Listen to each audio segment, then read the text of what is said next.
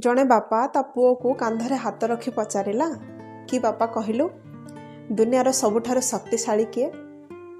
तो पुओ कहला दुनियार सबुठार शक्तिशाली होछि मु। तापरे बापा पुओर कांधर हाथ हटै कि सामना को आसी पचारिले अच्छा कहलु दुनियार सबुठार दुर्बल मनीष किए?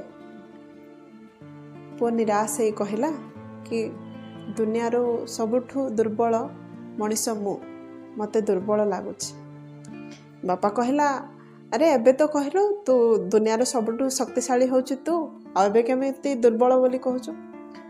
तो पुओ कहला कि बापा जेते बेले तमर हाथ मो कांध ऊपर थिला मते मु मने करूथिली कि दुनियार सबुठार शक्तिशाली मु, आ जेते बेले मो कांधरु तुमे हाथ काढी देला मते मने होला कि दुनियार सबुठार दुर्बल मनीष होछि मु। तो सांग माने कथारे कहंतिनी कि जेते बेले पर्यंत बापा पाखरे थिबे पुओ केबे भी सभारे हारे नाही बोले, ठीक सेमिति